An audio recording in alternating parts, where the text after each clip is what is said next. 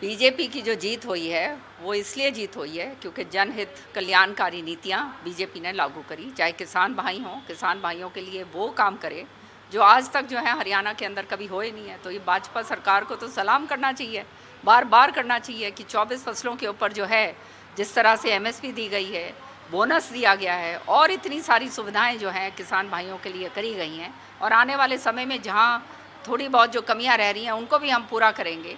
तो निश्चित तौर पे चाहे महिलाएं हों, उनके लिए जो वायदे करे गए थे, चाहे जो हमारी बच्चियां हैं उनके लिए जो वायदे करे गए थे, हमारे जो मजदूर भाई हैं, चाहे व्यापारी भाई हैं, सब खुश हैं भाजपा सरकार से, क्योंकि भाजपा एक किसी की बापोती नहीं है।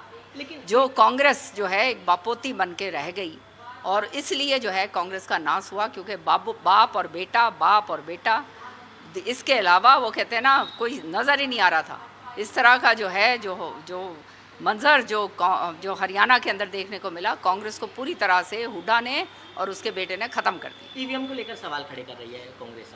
अब तो सवाल खड़े करेंगे क्योंकि इनको ठीकरा कहीं ना कहीं फोड़ना पड़ेगा। तो आप ये पूछ लीजिए ना, हुड्डा साहब को इतनी सारी वोट कैसे मिली किलोई के अंदर? अगर ईवीएम के ऊपर सवाल खड़ा कर रहे हैं तो इनका झूठ तो सामने वैसे ही आ जाएगा। तो ये तो जो है खाली वो कहते हैं ना, वो अंगूर खट्टे हैं वाली बात, वो वाली कहानी हो बन गई है। तो अब कुछ ना कुछ तो करना है, क्योंकि सब जानते हैं कि इसके लिए केवल और केवल बाप और बेटा रिस्पॉन्सिबल हैं। वो किस तरह से जो है इसको डिफ्लेक्ट करा जाए, तो जब डिफ्लेक्शन करना होता है तो ईवीएम सबसे कन्वीनियंट बात होती है।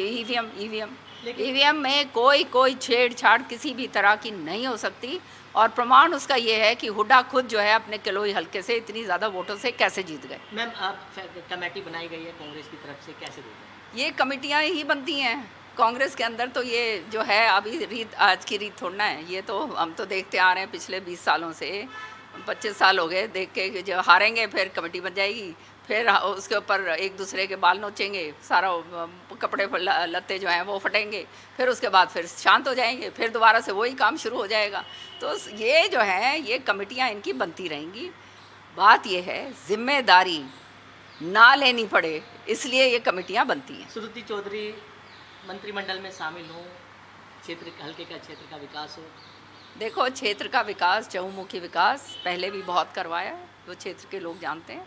और आने वाले समय में अब भाजपा में चुनाव जो है जीत के अच्छी बहुमत से जीत कर आई है, तो लोगों को अपेक्षाएं हैं, और मुझे पूरी आशा है कि जिस तरह से काम करती है श्रुति, सांसद रहते हुए भी बहुत काम करा था, तो जो है पूरी तरह से दबा के काम करेगी और जनता का हित आगे